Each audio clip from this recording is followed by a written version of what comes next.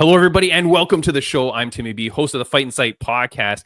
I don't know what's going to happen this episode, Bam Bam, because we're recording this intro before we do it. Normally, we record it after, so we know exactly who to tell you is here. But right now, I don't know which guests are going to be on this show. You'll probably see it from the title screen that you're looking at. But Bam Bam, let's get things started, man. Let's go, Timmy B. Hit it. Ladies and gentlemen, this is the Fight in Sight podcast. Normally, this is where I would do a nice intro into a guest, but our one guest is not here yet, Bam Bam. Yep. And then we have a second guest who should be here. So I don't know what's going to happen. I don't know whether this guest is going to show. We're going to talk to Mr. Daniel James, who's a very good friend of the podcast. Been on twice before. He's on thin ice now for missing this interview. He's in trouble. But he's. I'm not going to do anything about it. Look, he's the nicest dude, man. And I will say, Daniel James, I think he's going to be flying to Japan probably tomorrow or the next day. He's fighting at Rizin in their Rizin Grand Prix. Awesome. Bam Bam, similar to Octagon MMA, Rizin is another organization that over here in the West, we don't really hear too much about. We don't really know too much about it. Yeah. But it looks cool as crap. They have a lot of cool fights. Yeah. I know I have a buddy who fought over there too. Had some awesome fights with Johnny Case was the guy. Oh, Hollywood, Johnny Case. Yeah. He went from Rizin for a little bit. So it seems really cool. And honestly, it's like, I think there just needs be more eyes onto when their fights are and stuff like that and how to watch them. That's the thing, man. Like, and not only that, but then you get fighters like Hollywood Johnny Case, you get Daniel the Predator James, you get, I've had former guests of the podcast, the BKFC sweetheart, Charissa Sagala. She went over there and fought there. John Dodson went over there and fought. Lots of great fighters, man. They go over there and they do their cool events and stuff like that. It's a good card. Look, here's what's so funny though, because when he went to the Grand Prix, I was like, oh man, like I'm not seeing any posters and stuff like that. And I remember when Charissa Sagala went, I made her like an anime photo poster for her and stuff. Awesome. Yeah. Here's what I did for Daniel James, because this dude, he's a big man. And I'm like, you're going to fight in Japan. Like, how many Japanese guys do you fight at once for it to be fair? Yeah. Yeah. So I made him a poster, and I will send this to him regardless. But here's my poster for Daniel James. Boom. In the Tokyo Dome, May 4th.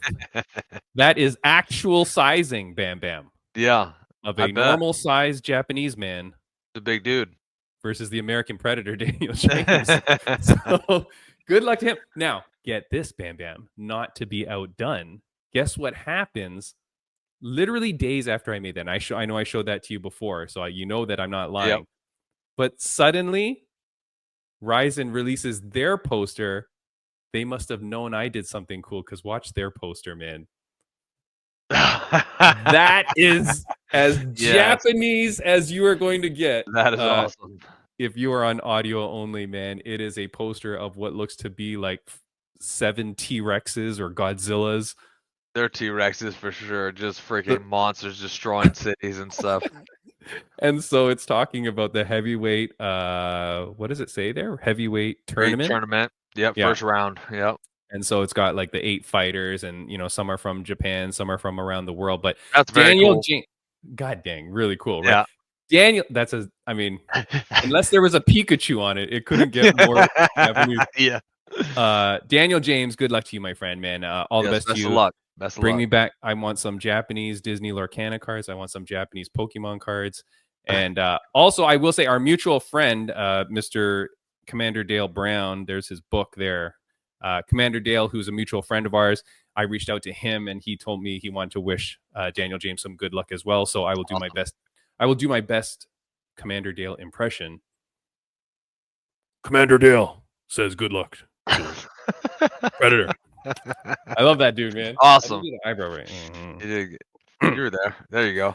Bam Bam, that's gonna be exciting, man. And so look, I don't know where he is, but I hope everything's okay, obviously. Yeah. But he's a good dude, man, a real good friend of the podcast, and he's always such a friendly guy. Lots to talk about anyway, so we'll get to that before our next guest, which then if we don't have that guest, then we're really out of luck. But before we do that, I will say I'm still on my Magic Mind trip. Yes. And I say trip almost like it's a high I'm on. And dude, I worked out 3 days this weekend.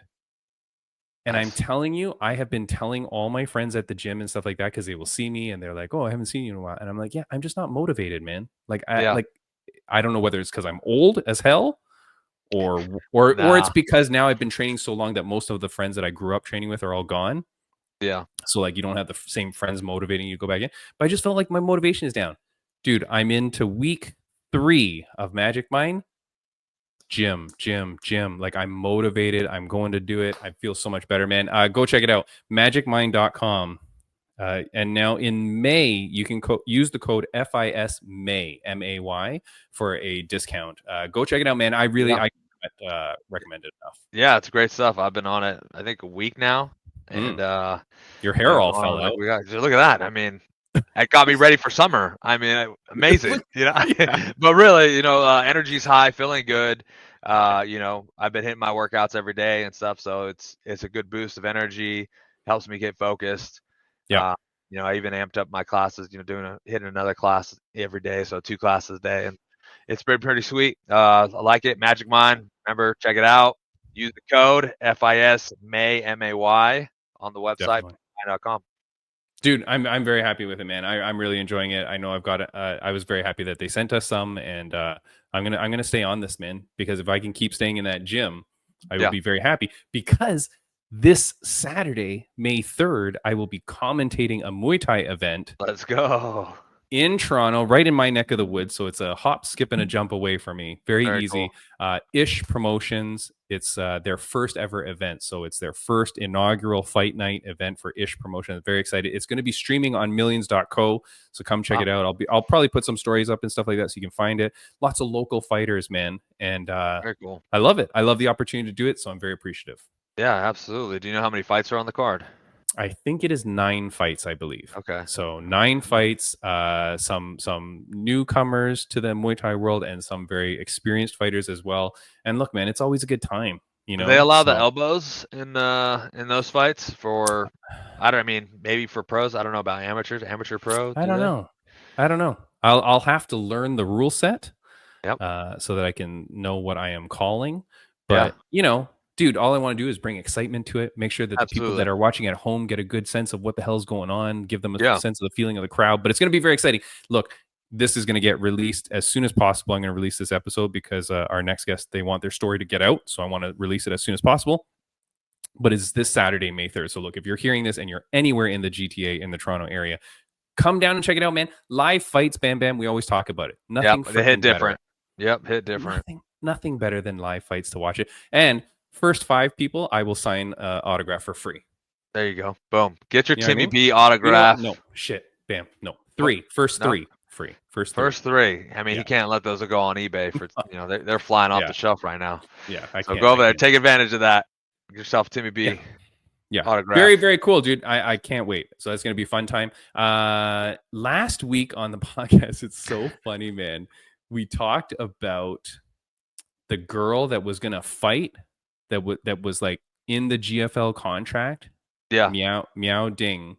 Yeah. And I apologize if I'm saying the name wrong. Nope, that's not the picture. Hold on. This one. Meow Ding. Super Meow. Now, she's a Chinese fighter, trains in Thailand as far as I know. She was going to come on the podcast. She seems like a very cool person. Yeah. Signs over to GFL. Yeah. Was drafted. Was booked in one of those first 2 inaugural fights. Yeah, the May 24th, 25th fights. Gets canceled. Yeah. And then, boom, he's booked on another fight. Not with GFL. Not with GFL. Yeah. Like booked with some Chinese promotion and whatever. And then I even said, Kai Kamaka, I saw him, who should be our guest later today. I saw that he was signed. And you're seeing these things. You're like, well, how is that even possible, right? With the contract. Speaking of which, sorry to interrupt. I actually just seen Tanner Bozer, who was signed with GFL. Yeah, your twin. Yeah, my doppelganger just post a thing about calling out this matchup that's happening in BKFC. He's calling for the winner. Looking to get a fight with BKFC. So who knows if that's going to happen? But that's another person who is with GFL that is now legit not matched signed up yet, but looking for a new fight promotion. How is that? Not a good sign. Not a good sign. I'm so confused because here's what's the real problem with this. If these fighters all jump ship, how can the Darren Owen guy be getting new investors? Yeah. When your fighters are now all gone. Like, the whole reason why you were going to get the investor money is because you had locked in all these names. Yeah. Right? I mean, I'm sure if they come back to like, hey, we got a card, we want you to fight on it, this is the whatever, like the pay may be good enough for them to be like, okay, yeah, I'm there. But if you're a fighter, are you going to give up other opportunities? Remember, like Tanner Boser may have given up how many contracted fights in order to sign with GFL. Yeah. You think if they come knocking again, he's going to sign back up? Yeah, I think that's risky. Like, well, I mean, depending on what the contract was and if they can get out of it, that's going to be an issue as well. Like, obviously, they're either fighting out of it already or there was a clause or something. But yeah, I don't know what the case is, but interesting. Definitely not a good sign for GFL, and we'll see what happens next with them. But apparently they're pretty dead in the water. So guess what happens now with Miao Ding's fight? She's supposed to fight on the weekend, and then she posts this, which you're not going to be able to read the whole thing, but that's her on the left photo. She's the one in the bikini. Okay. Yeah. As women do, right? Yeah. This is the ceremonial face-off, right? Yeah. She weighs in. This is the ceremonial weigh-in. She goes in with her bikini. Boom, flashing the guns, right? They're right there holding the belt. Holding the belt together, whatever. The picture, yeah. The story that she posts is that a bunch of fans in China start sending complaints to the organization that she's weighing in a bikini, and the promotion cancels her fight. That's crazy. I mean, and I think it said on there that she wasn't notified that it was an issue to be wearing a bikini or anything. Right? Yeah. You were reading the screen that fast? I was reading it. Yeah. Like a savant. So yeah, whatever. I mean, but Bam. Yeah. I mean, that crazy. Is. That's thought. Yeah. Okay. So what's your thoughts, comments? Because I never told you about this story. So what's your thoughts on that? So I think it's crazy being that.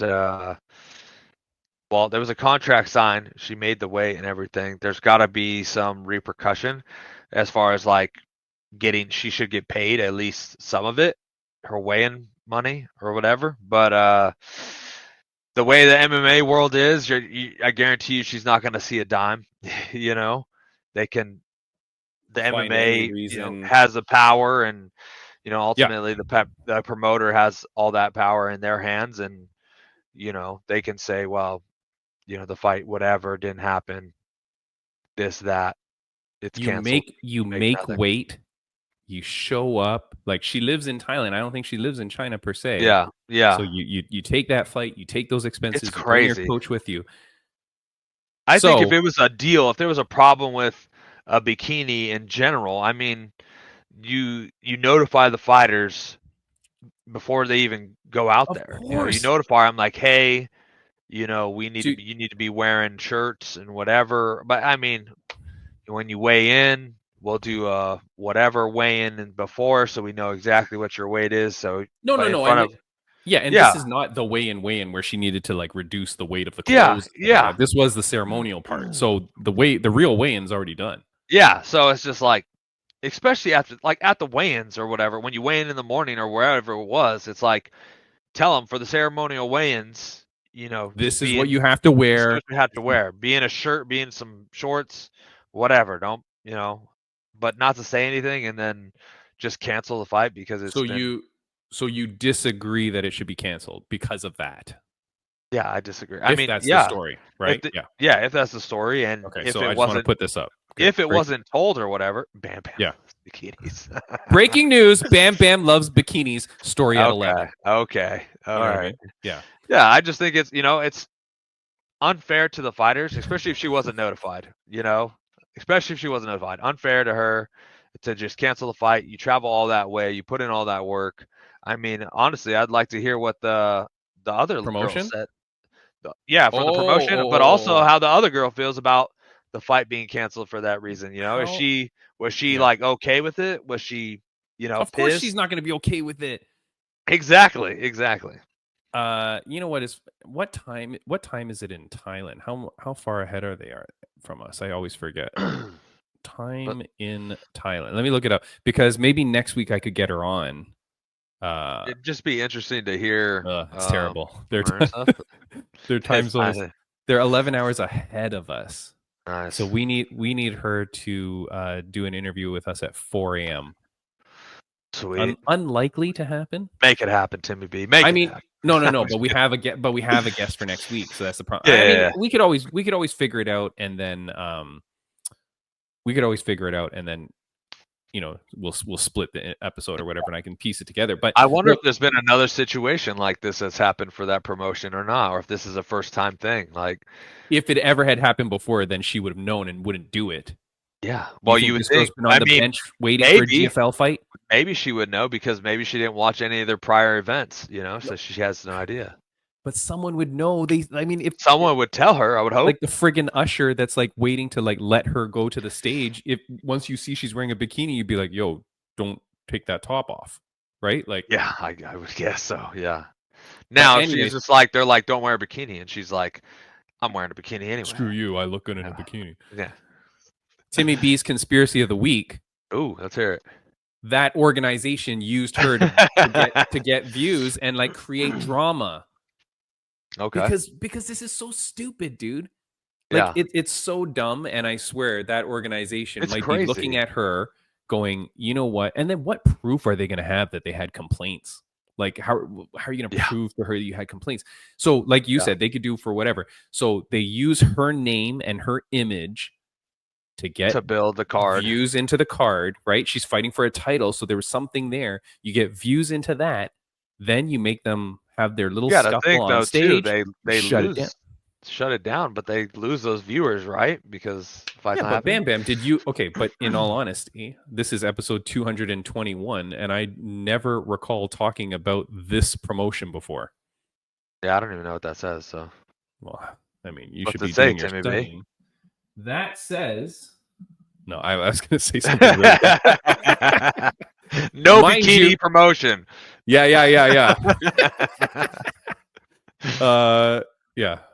Mind you, I'm half Chinese, so I'm allowed to make a joke. Conspiracy is that the conspiracy is that they used her, knowing that she had recently gotten a lot of hype for being in GFL, was known to Western Card and whatever, and then used her for essentially what would now be $0 potentially.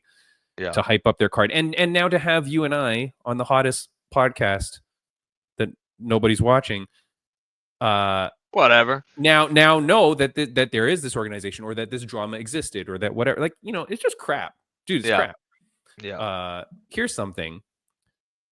Friends of the podcast update, because she's a friend of the podcast, and now this goes into this. I don't like it.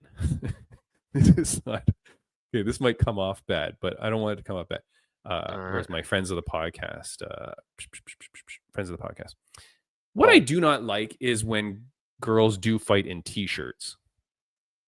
Okay. Because I always feel like it's gonna because I feel like it's gonna absorb the shot or something, or that it can like catch a finger or something. Like if you're grappling, and then the hand could like grab the shirt. Or it could be used to your detriment as well. Like, what if the girl grabs your shirt to pull you down? Yeah. So I always thought like that you should have to wear the sports bra top, You just go topless. I mean, let me make a new updated sign here. Breaking news. BamBam loves less than bikinis. No, where am I? I mean, I don't have a problem with the shirt. I don't have a problem with the shirt, honestly. I feel it has to cause some sort of. I could see like where there's some like obviously more grip. Yeah, like there's a advantage on the other side, but if you're the one wearing the shirt, there's not really an advantage. It absorbs the shot. There's fabric. I don't know. The bulletproof fucking shirt they're wearing. Look, there's some sort of like, look, I can hit you at some sort of force that you can survive, and then there's some sort of breaking point where if I hit you at that other force, that's it. So what if that t-shirt, is causing that? What if that is it? I don't know. Conspiracy of the week, Timmy B. Another one. Conspiracy of the week. The day the shirt is costing defense for the person wearing it. They're Kevlar shirts they're going out there wearing. Yeah, we're not testing the material of these t-shirts. No. But what I do want to say, so kind of this is my easy segue here from girls wearing bikinis to girls wearing shirts to guys wearing shirts, Bam Bam. Because our boy, Big Sam, got a big win at Creator Fight League this weekend. And Big Sam was not the one wearing a shirt. And I think not in the episode I did with you with him, but before I spoke about that, because he always goes out there and he fights with no shirt. Yeah. Yeah. Like a man. Like it's supposed to be. Right. Now, he's a super heavyweight, right? Yep. So, yes. Big boy. He's a big boy. He's Big Sam. Yeah. But the guys he fights regularly are wearing shirts. Yeah. And I'm like, bro. Well, I get it. Like we know you weighed in at 300 pounds. Yeah, you don't need to worry that you look big. I mean, Big Sam he's okay with his body. And that's great. You know, obviously these other guys aren't. No, that's very weird. No, don't you think that's a little bit weird psychologically? I think it's more of a now thing. I mean, I guess back in the day and stuff, you know, people used to wear shirts when they swim and stuff like that. But yeah, I think it's just if you're comfortable. Not me, and I was a big boy. But yeah, I think it's just a comfortable thing. Like they feel uncomfortable with showing their body. But do you think that there's a psychological thing there? Our next guest is late, by the way. Right. As far as they like don't you if think they don't have the shirt on, they're gonna No, meaning like you've always talked to me about when you go to your fights and stuff like that, that you are so laser focused. You don't know what the crowd is doing. You don't care, blah, blah, because you're laser focused and all that. So don't you think if you're going out to your fight and you're like, you know what, I want to wear my shirt because I don't want anyone to see my boobies. Yeah. I think he already has Isn't that something? I think their mindset is already knowing that they're going to wear the shirt. Now, I think it would mess their mindset if the guy's like, yo, you can't wear a shirt. You need to take your shirt off or the fight's not happening. That, I think, would mess with his head. Like, would cause some serious mental issues as far as, like, going into the fight and stuff.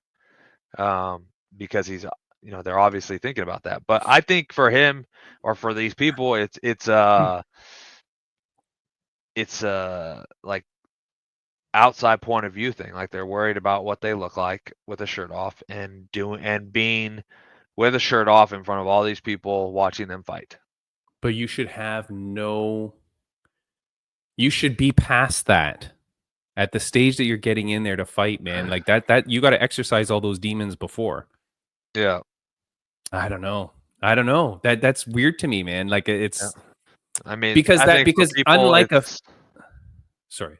No, it's not just thing for people. It's different as far as, you know, their mental capacity and capabilities of what they're able to push through or not, you know, fighting more demons in there than you got to get the maybe they should get some magic mind in their thing, you know, get them some clarity.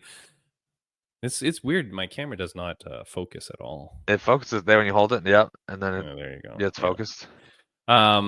I don't know. That was just weird. Anyways, also at Creator Fight League, and not necessarily a friend of the podcast, but a friend of Timmy B from what I do on Millions. There was a girl that fought on that card as well. Her name is Calm Down Darren Harris. That's cool. very cool girl. Yeah. And she beat the crap out of this chick. I was supposed to I interviewed her before her fight previous to this one, or maybe even 2 fights. This girl is active. This girl is fighting a lot. Like, I think she's fought 3 times in less than a year now. Wow. And she just beat up this girl, like, badly. And so I'm very proud of her. She is an influencer / model / I'm not too sure what her claim to fame per se is, but she's taking this fighting thing seriously, man. And you know, I've interviewed quite a few influencer type people that have not shown the promise that this girl does. Wow. Yeah. And she's got, the thing is, Bam, she's got a mean streak, man.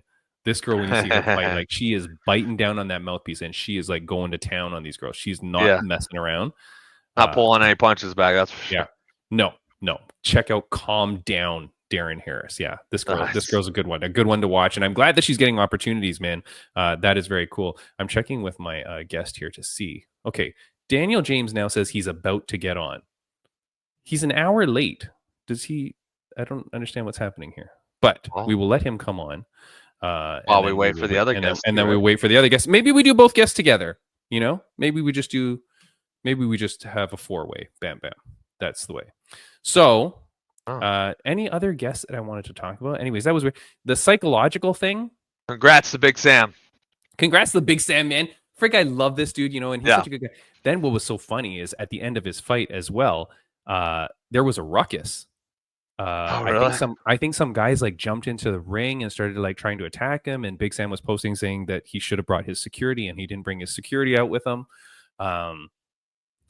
Dude, if you're jumping in the ring afterwards, right? Yeah. Because you're mad that your buddy lost or whatever. Yo, Big Sam will fight you. He's no, but I mean, like, sign up to go fight him in the ring then. Yeah. Like, what are you doing jumping into the ring to like pretend like you're gonna fight, dude? We know you're not gonna get one shot off with all the security and everything that's in there. So you're just gonna jump in to make a scene. Just sign up, and Big Sam will fight you tomorrow. Yeah. You know what I mean? Like, Big Sam, like, kudos to that guy, man. Yeah. You know? He's making the best of it for sure. Now, Bam Bam, how close is he to living to you? Like, you guys are it's a few hours, I think. Not bad, right? No, not crazy.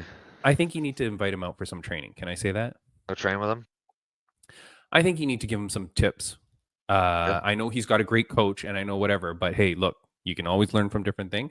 Yeah. You should hook up with that dude because he seems like a good guy. Yeah. And even if it's just for a few sessions, Big Sam, reach out to Bam Bam. Let's get this going. Because I want to see him continually technically improve. And I did like what I saw him do, though, in this fight. He was throwing a lot of shots to the body. Yeah. He wasn't headhunting. Mixing it up. Yeah. Mixing it up. And I think that that's really important. When you're a big boy and you're fighting a big boy, rip that body, dude, because that's going to take that dude out. Now, look, do not get mad at this guy, Bam Bam, because I know he's very late and you were talking a lot of trash about him, but he's a big man that I do not want you to get mad at. This is my good friend, the American Predator, Daniel James. Hey, what's up, man? Welcome. I'm good, man. Good Daniel, to see you, man. Daniel James, are you on Japanese time already? No, I'm actually I just came to my strength conditioning coach to get our last workout in and take some ice baths. And I was like, let me talk to Timmy before I get in this ice bath. All right. You are in the ice bath right now? Not yet. I was about to, but I'm like, I don't want to be on here in the ice bath and my mouth shaking like. I was about to say, you're talking pretty clear to be in an ice bath. God dang. Man. I'm like, what's going on, fellas? What's going on? Good, buddy. Man. Look, Daniel James, I do have another guest coming, so but he's not here yet, so I will take some moments to talk to you.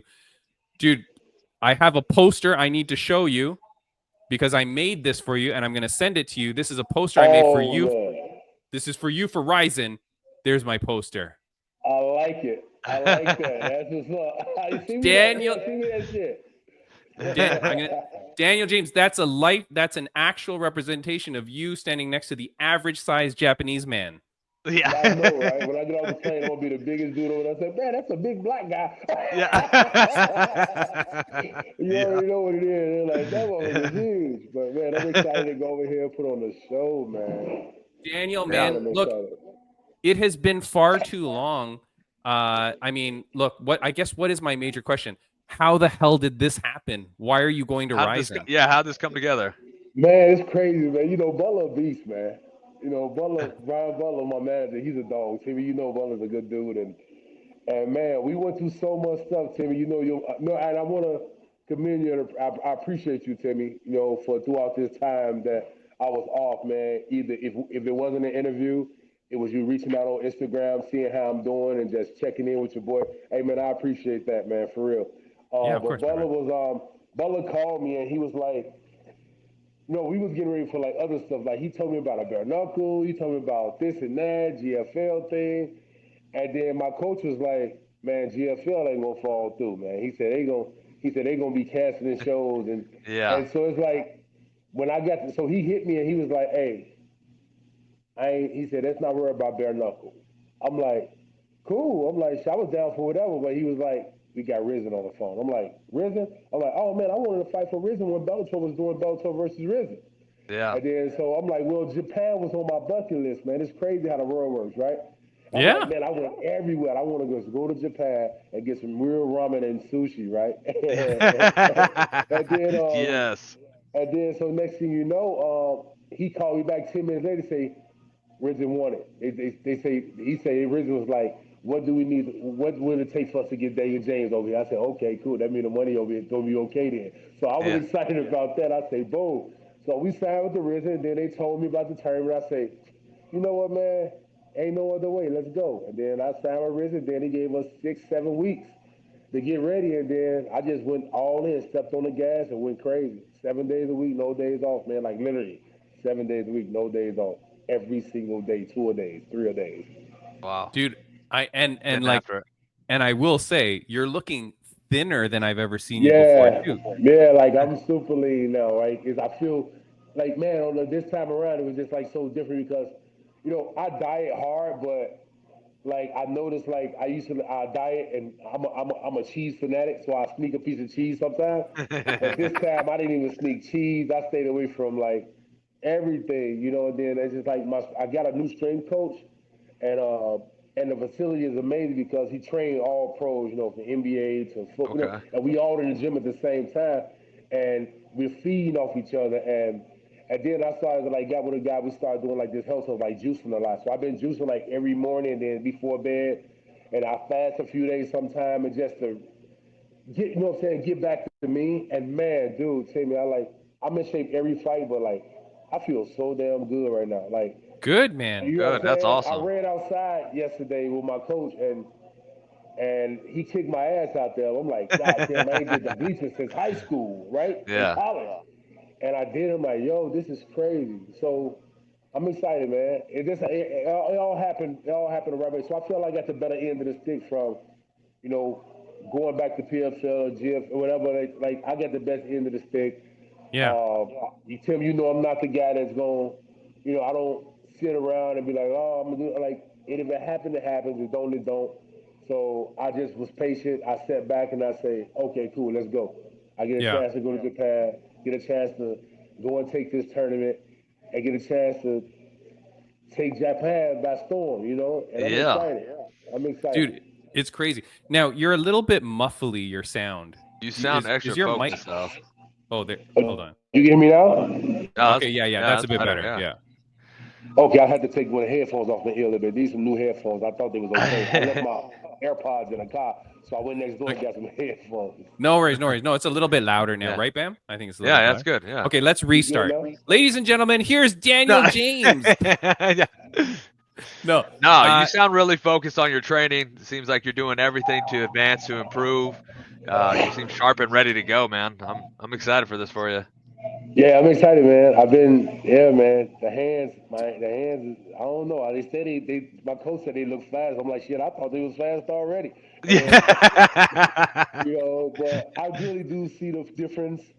I do see the difference because I dialed back in on the boxing like crazy, and I got into the Cuban style boxing, and I added that to my arsenal. I was doing it, but because I like the Mexican style and American style boxing, but when I said, no, let me add the Cuban styles to it, and then so I was mixing it up every round doing sparring. I'll do Mexican boxing in the first round, second round I'll do American style. I would do a Soviet in the third, and then the fourth round we'll do like a Cuban style boxing. And it was kind of cool because everybody in the gym was like, this big motherfucker is mixing it up. How he doing that? I'm like, man, bro, it's so good to just continue to learn and just do stuff. Like, it's boxing is swag, man. It's crazy. Daniel James, man, I'm so happy for you. Look, when do you fly to Japan? today is Monday as we're recording this. Your fight is on Saturday, Sunday. So when do you? It's on Sunday. Yeah, so I'm gonna fly out. We was gonna fly out tomorrow, but I'm gonna fly out Wednesday morning. Okay. And so when morning. and how do you stay in Japan after the fight to enjoy the scenery, or like when do you fly back?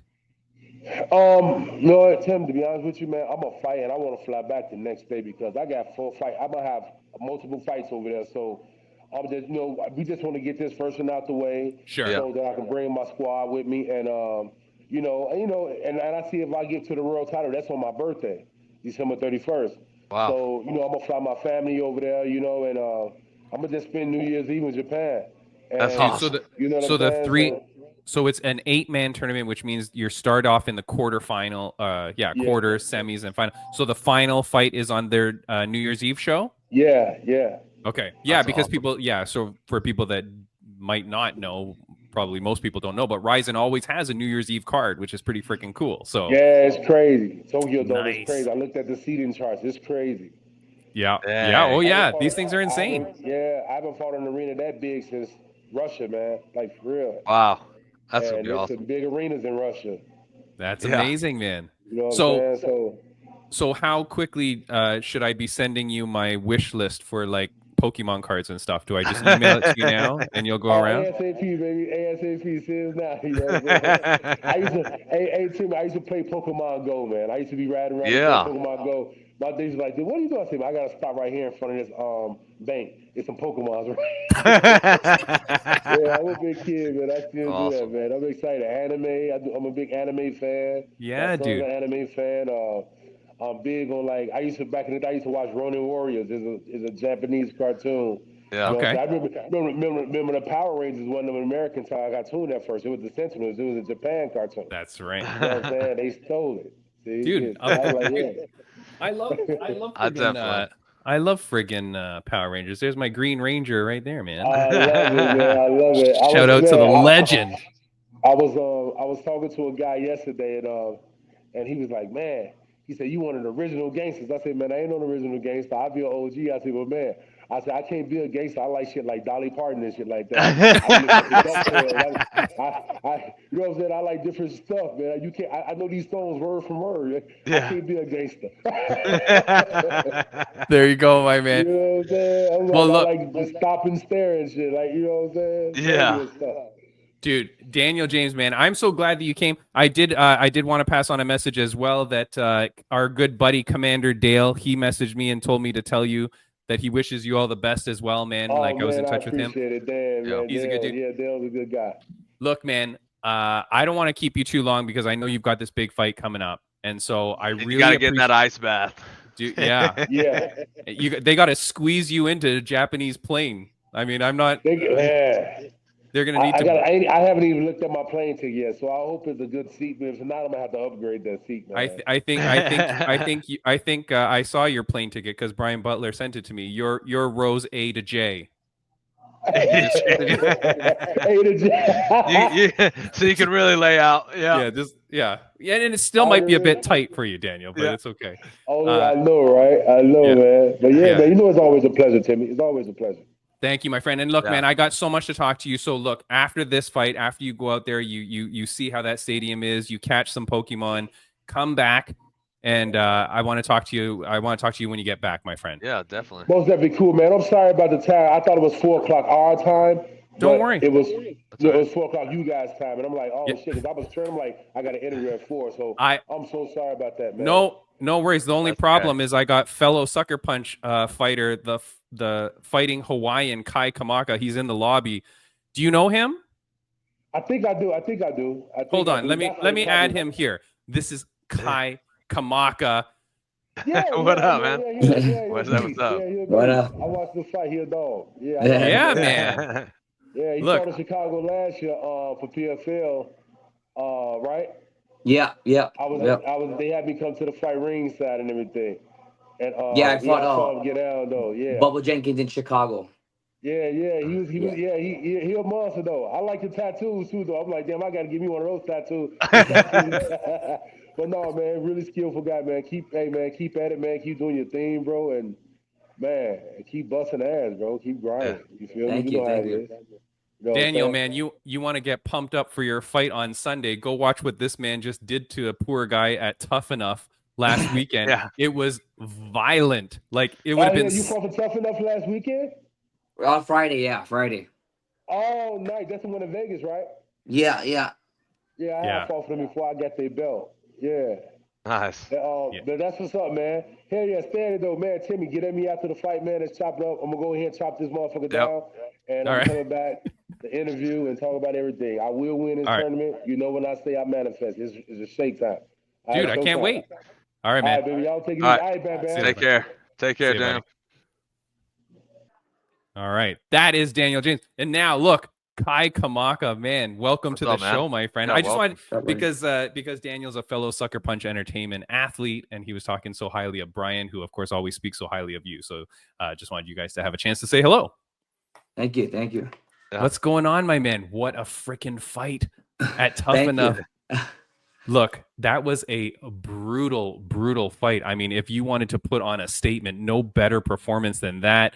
I'll ask you one lame question before I get to like the good stuff. But how are you feeling after that fight? Good. I mean, healthy, strong.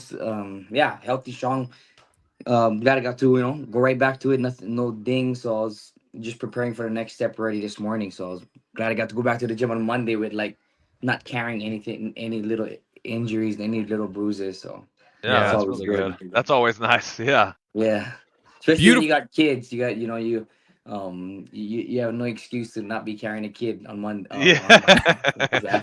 Yes, I know that. Wait, are you allowed to tell the wife? Well, I did tweak my shoulder just a bit, so if you can take care of the kids, Yeah. are you allowed to push that off at all? No. No. Yeah. How many no. how many children do you have, Kai? 5. Okay. 5 kids? Awesome. Holy cow! I thought Bam Bam was crazy with 3. Yeah, Killing it, dude. Good for you, man. Love it, man. That's great.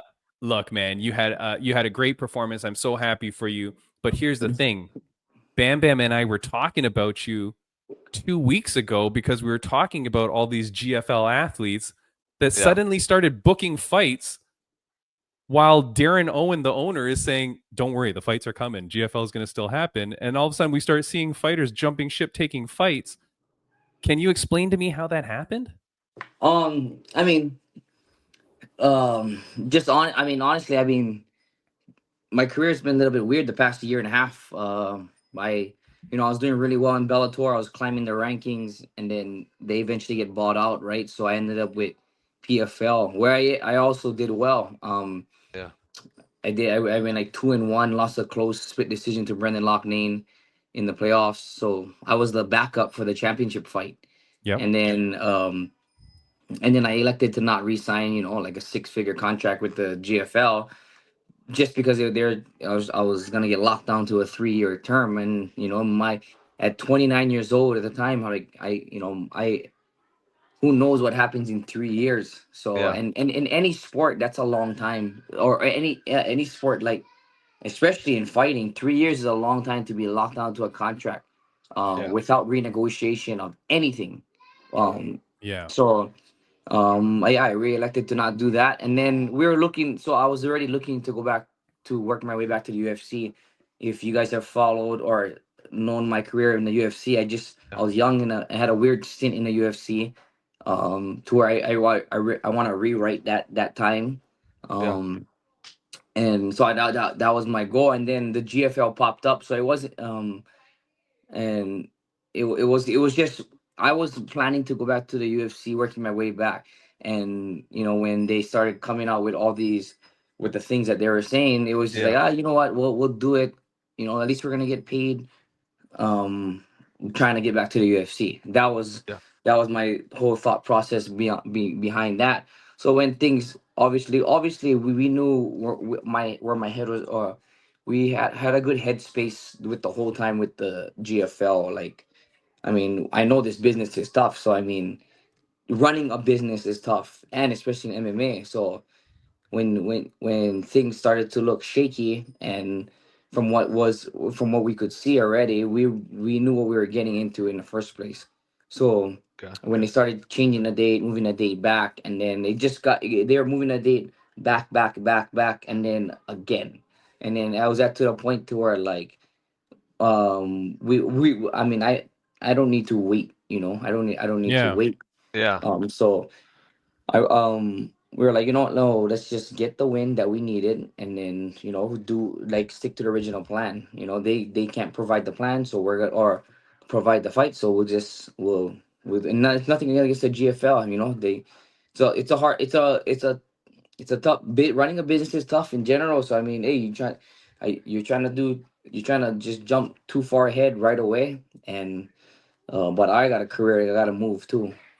Yeah, Yeah. of course. And that's the thing too, because we were talking like Kai, I know so many fighters that were signed to GFL or like even just within the draft and didn't get drafted, but a lot of fighters put a lot of things on hold, just their life, their fights, their even just like what they're doing with their family and where they were going to move because they thought this thing's going to happen.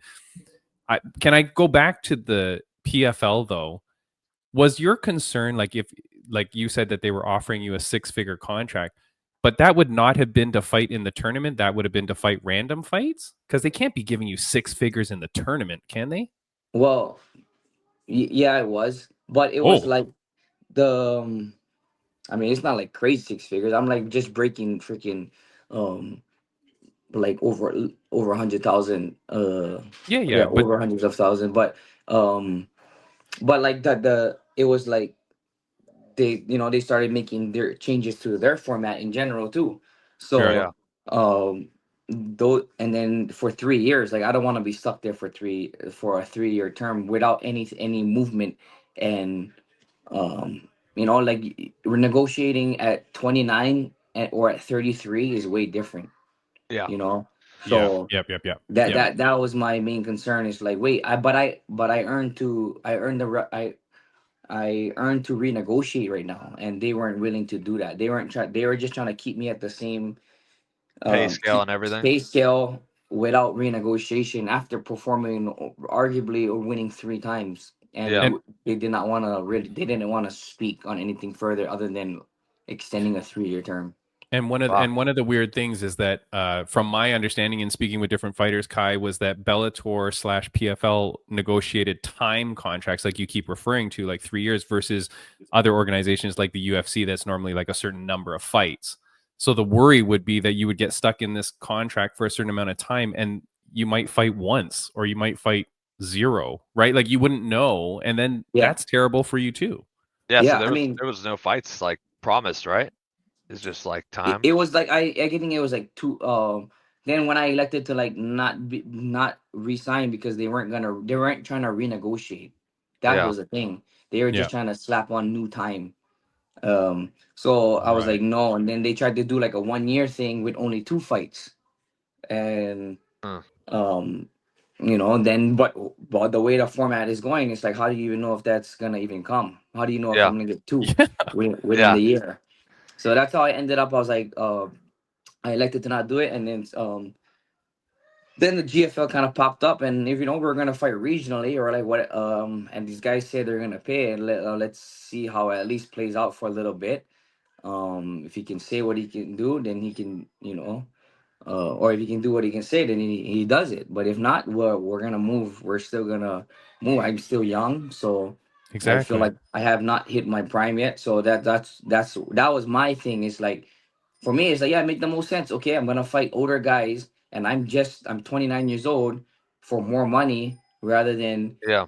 so I was like, okay, that makes the most. That's how business, like in this business, should be, right? So it's like, Yeah. Makes sense, um, right? Yeah. yeah. So I was like, okay, yeah, well, I guess, yeah, we'll do that, and then get credible wins, and then go back to the UFC.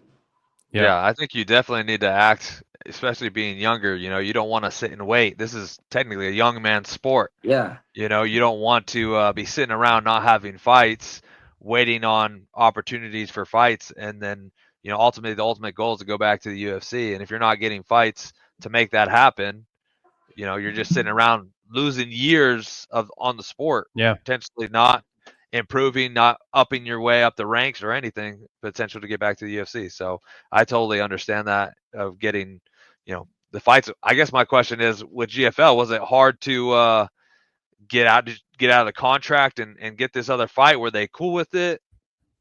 Oh yeah, they. It was really. I mean, to my understanding, it was really easy to get out of the contract. Hold on. Okay. I'm gonna call Brian Butler, and he's like, "It wasn't easy at all, Kai. I had to work my butt off for you." But yeah, no, but it's interesting that it is easy, and I think that's generally what you're thinking, Kai. I'm just kidding about the Brian thing. But if it was easy, then that really would make it look like these fights are never going to happen because you can't lose your stars. That's why the investors invested, because there's people like Kai Kamaka on these cards, and they're like, well, yeah, that's the new breed. I think that was probably the case. Like it was probably easier because they knew they weren't able to hold up their bargain right now. So it's hard for what ground do they have to speak on? Yeah. Right. Did they happen to come back, or do you know if they came back and said like, oh yeah, he can go fight, but when we get a show lined up, the show redone or whatever and set? No, they were like, oh, we totally understand. We totally understand. Okay. They're probably just happy because then it's maybe the fight, like Bam Bam. I'm thinking maybe it's the fighters now asking for a release. So then now they're like, okay, now that's great. You asked for the release, we let you go, and now it's your choice to leave. Whereas maybe if fighters are sticking around demanding the fights and they're like, we can't give you a fight, then it becomes like some sort of contractual problem. Yeah. Like, you know what I mean, Kai? Like if there's a fighter out there who's not being offered anything. Yeah. But I definitely think it's smart for you, like to move on, go to something else. Like you said, sitting around, you can't just sit around for even 3 years, like with the PFL. They don't want to negotiate. That's hard too. It's like someone who doesn't want to negotiate when you're doing well in their promotion. You're trying to get your, paid for your worth. And, if they're not continuing to up that every time you've won fights and everything, not want to talk about, that's tough in itself. Yeah, I mean I mean that was the tough part, especially the performing well and chasing the toughest competition in their promotion. It's like if that was the case, I wouldn't have been chasing the toughest competition. Yeah. You know what I mean? I'm trying to earn every dollar, and I'm trying to earn every raise that I get. So, I want to fight the best. I asked for Bubba Jenkins. I fought Pedro Carvalho. I fought 3 title challengers, whether it was in Bellator or PFL guys. They previously fought for world titles, and Brendan Loughnane was a PFL world champion.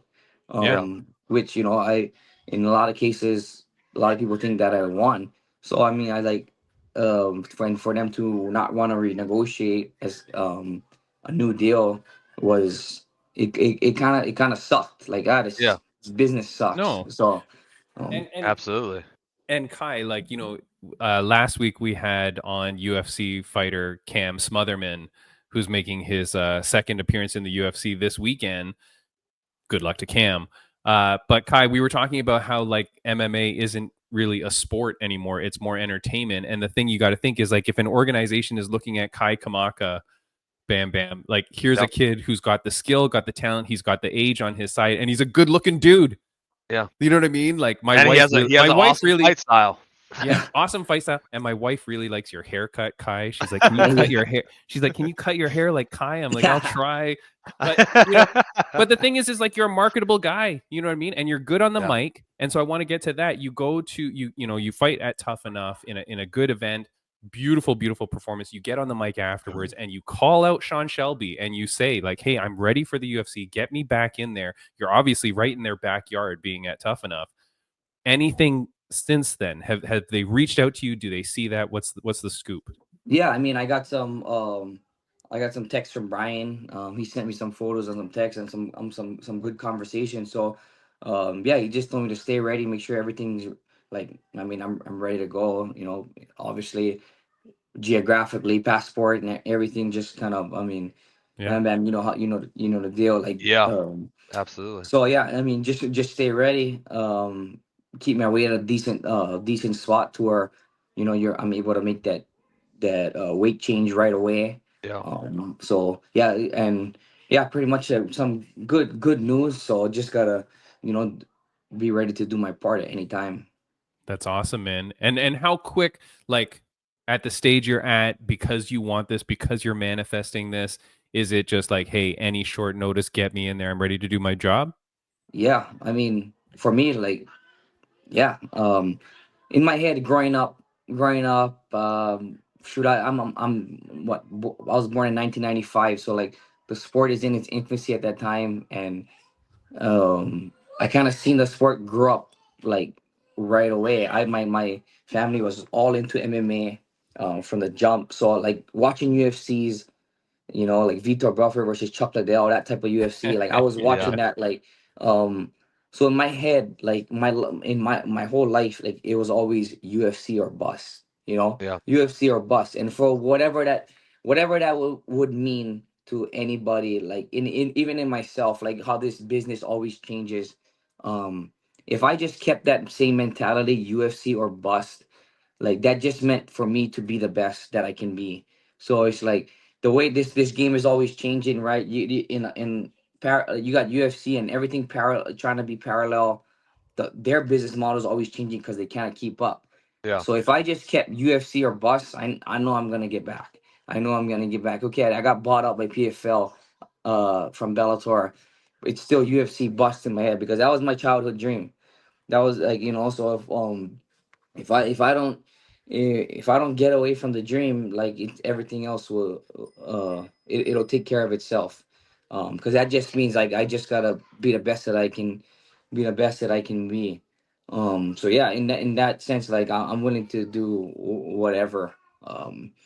If and I just kind of I kind of realized that, like, this past weekend, like when you get a reality check, um when you got to go back to the regional scene, and you kind of think of like, why do I even, why do you do this? Obviously I was Yeah. making way more money in uh my previous like 3-4 years, like just in recent. um so I'm like, what, I don't think I'm a prize fighter. Like, Yeah. I don't think I'm a prize fighter. Like a lot of people say, like you got kids like that, young guy. I say kids, like kids in the game, or Yeah. like guys that say that, like they say prize fight, they prize fight. Yeah, it's prize fighting, but for me, I don't think I'm a prize fighter because I would fight for any reason. Yeah. Like, As long so as it's going towards your goal, right? yeah, as Yeah. long as it's going towards my goal, I would fight. I would fight for any reason. Like, I mean, you tell me, you just tell me when and where.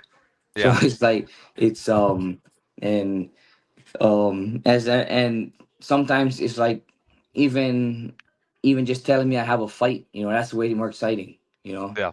um So can I ask though, and I'm so interested because you're saying this and I don't want to miss it. So if you're not a prize fighter, what are you? How would you classify yourself? I think I'm just a fighter.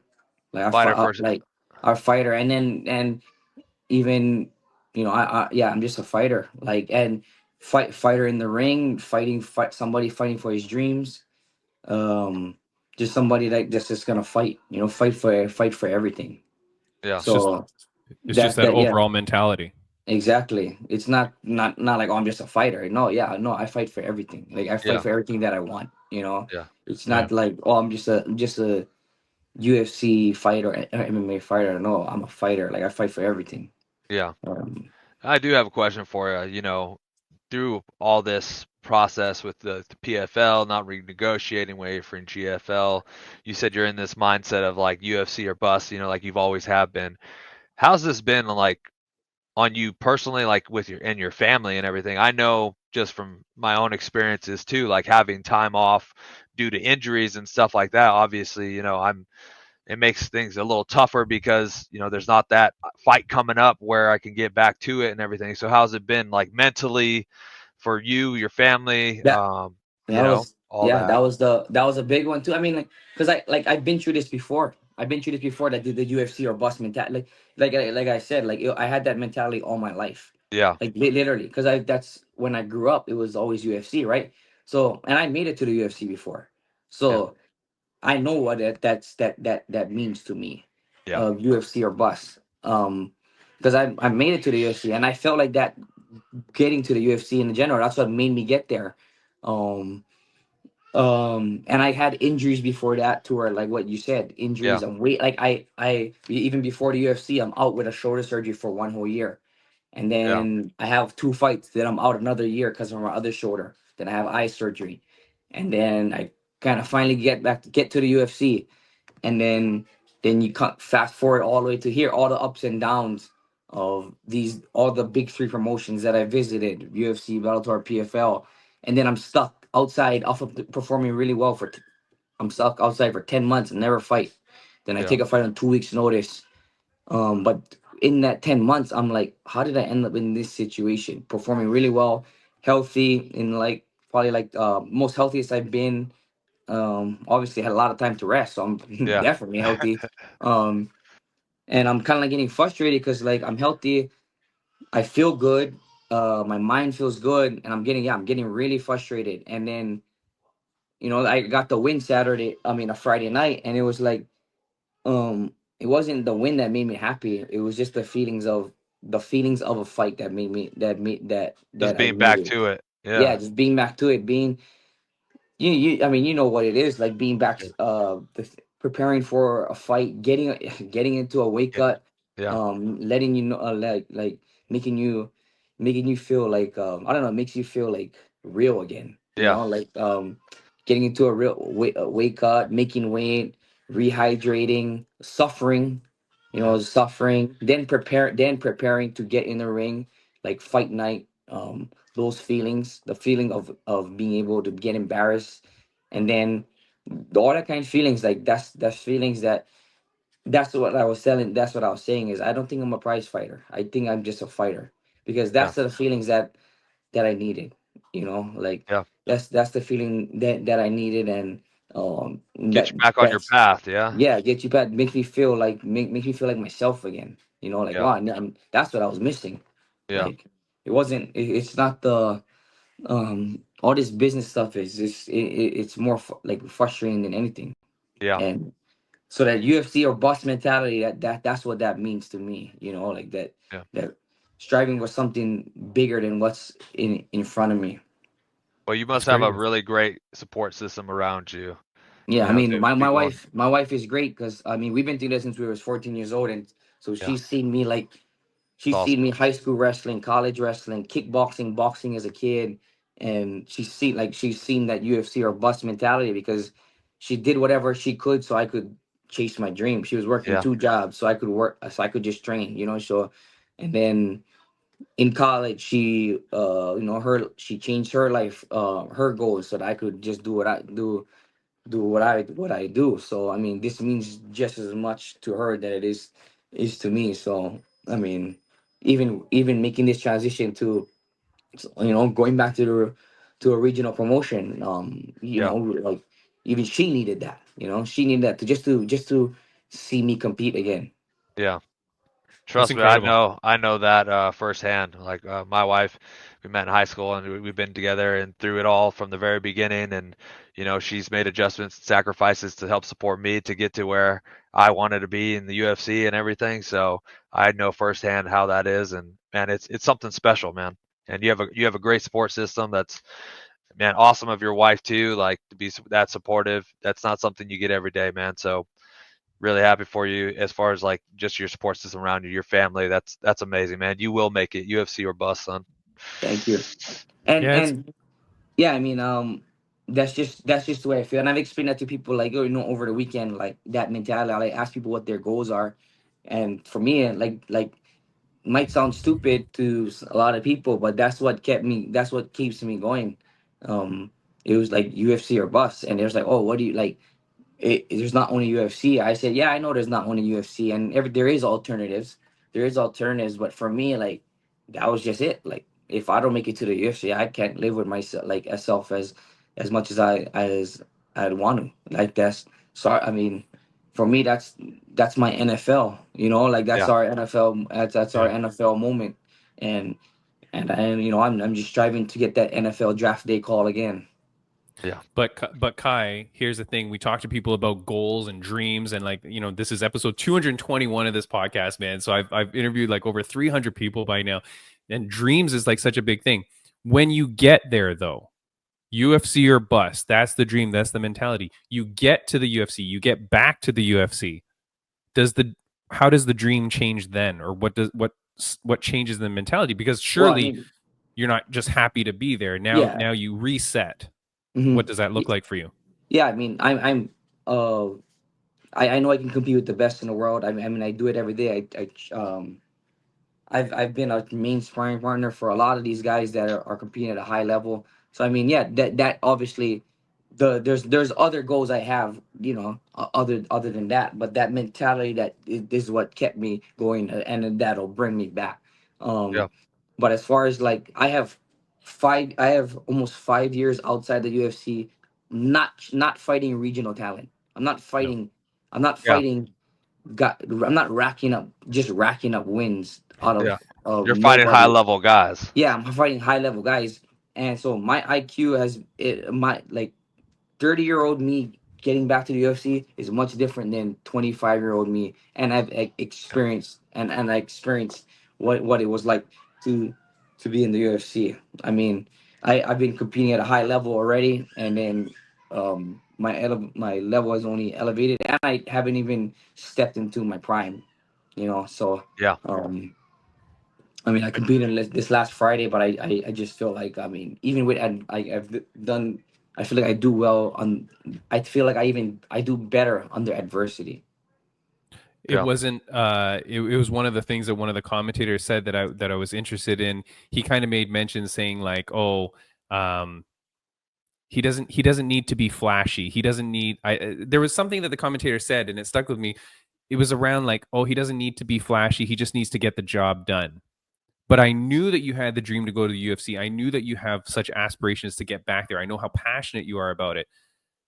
I mean, you have to be happy that it was such an exciting fight and that it was flashy in the aggression and the violence that you showed, because that's gonna play out when the UFC looks at that fight and goes, yeah, this is the guy we want. If you were to put on a performance that was not so flashy, you just grind out a win, it has to be important, right? Yeah, I mean, yeah, but I expected, or I expect more out of myself than anything. So I mean, it wasn't like I'm looking for flash or whatever. I expect to be the best. So Yeah. I gotta be able to put out the best, at any moment. If I say who I am, I gotta do what I'm gonna do. So Yeah. that's just, it's either who I say who I am or I'm not. So Yeah. that's And so just, that's just the way you fought and the way you got the win is just who you are. It's yeah, not. it's just who I am. Yeah. It's It just the kind of wasn't. fights you produce. Yeah. Yeah. Yeah. Well, that's what I was thinking too as I'm watching the fight and they said that. I'm like, do you not know who Kai Kamaka is? This guy's Yeah. gonna put on a freaking show. Like this guy's Yeah. this guy's not gonna be boring. Anytime Kai Kamaka fights, you're And watching. that's like part of my mentality too, is like I'm gonna bring it, and if it's like either I am who I say I am or I'm not, and they Yeah. Yeah. gotta stop it. Yeah. Well, you Definitely, man. definitely. Yeah. You were a young gun when you first got into the UFC. You're definitely a different person now. Yeah. Skill wise and everything. Like you said, you've had the experiences. So, man, I'm hoping that call comes really, really soon for you.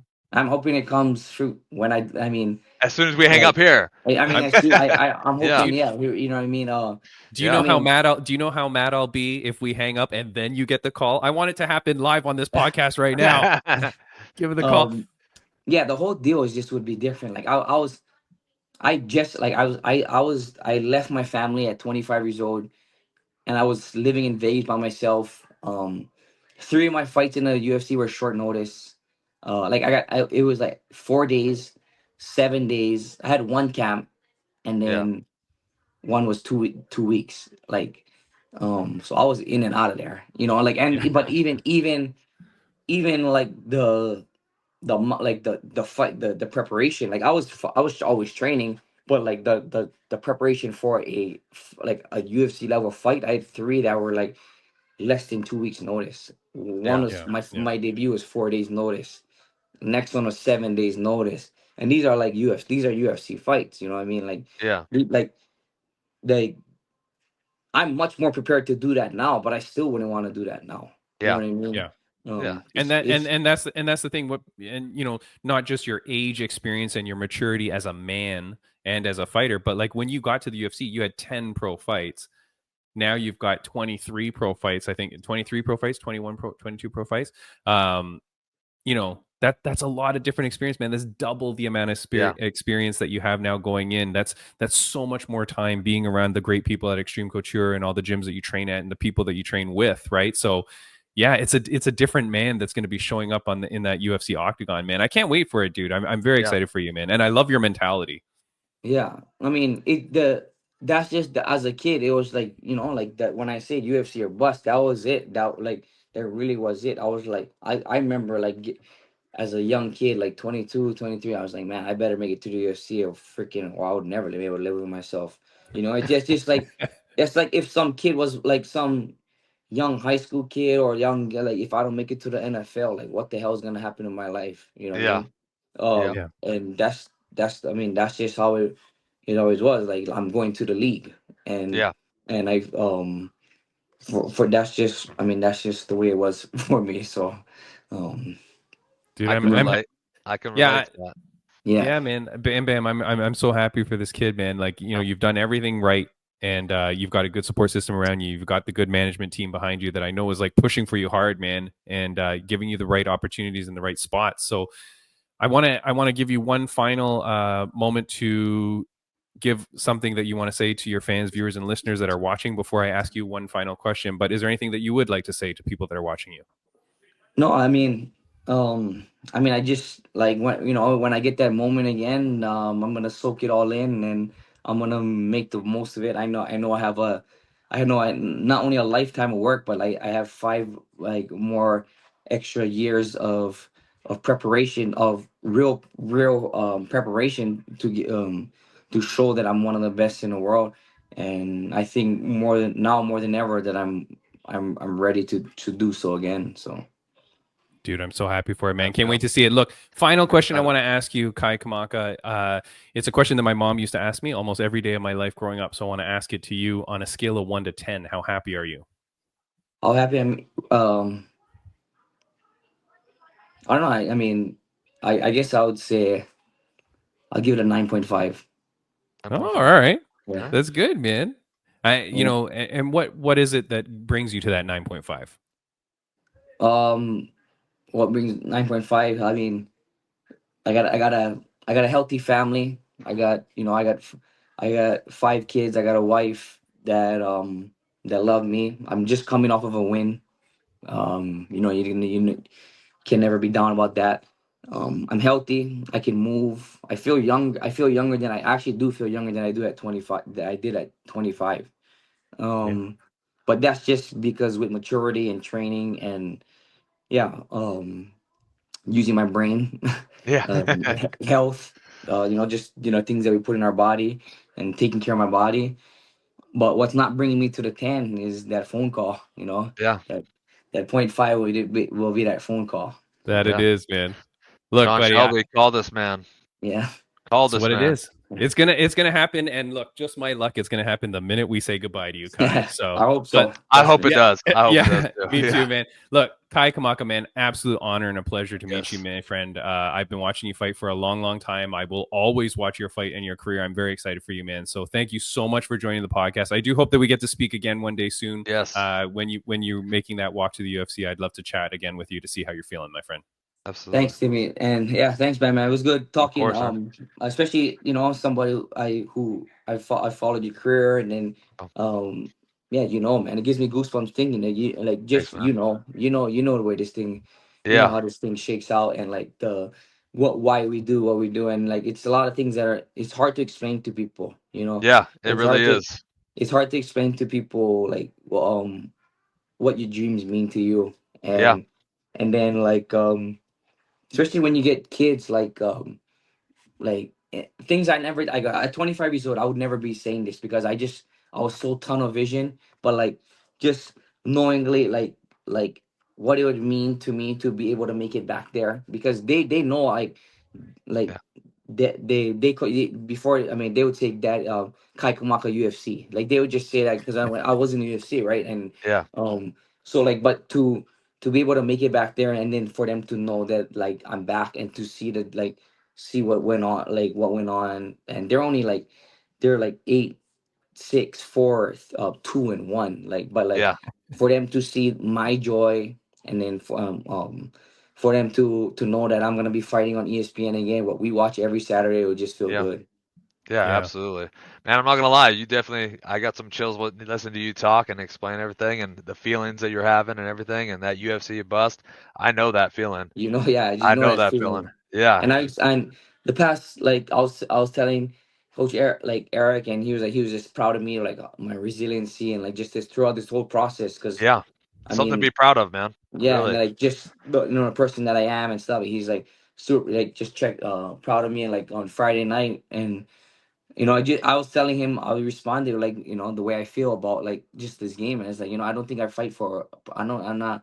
I was telling him the same thing. I don't think I'm a prize fighter, and Yeah. I was like, I think I'm just a fighter, and it's Yeah. not that I just like I'll fight for like any dollar. It's like no, it's not that. It's just like I'll fight for what I want, Yeah. Yeah. because Whatever the dream, whatever the goal, you'll yeah, fight for because it. Yeah. I realized that when I was like, when we're with the commission and we're signing off on what we're getting paid. I'm not getting paid to fight in Tough Enough. Yeah. But that wasn't an issue to me. It's I'm fighting for a bigger picture. Yeah. Absolutely. So, Definitely. Kai Kamaka, man, it's been an absolute pleasure talking with you, man. And I'm looking forward to the comeback, to the return to the UFC. I've always been a fan watching you, man. You're a scrapper for sure. thank you, I'm looking forward to it. It's going to be amazing. Glad I got to talk to you guys and share Yeah. something. Of course. Have a good one, my friend. Boom. Awesome. Yeah. You seem very touched by this interview, my friend. Like I feel like this one was really speaking to you the way he was. Yeah, I mean, I know the feeling, Good dude. and I know firsthand having a wife there that supports you and does everything to make you succeed. You do get that. I was there. I had that UFC or bust. You have that now too, yeah. Mentality, and it's like with my wife and the support and my kids. I know the feeling. My kids seeing it on TV and stuff. My kids are a little older, so they definitely soaked it in more. For him, it's going to be like when he gets there again. They're going to be a little bit old. What they are now as before when he was there. And they were saying it. So yeah. Definitely touching. Like hit those nerves on me. Like got a little little goosebumps and stuff. I can really relate to that. And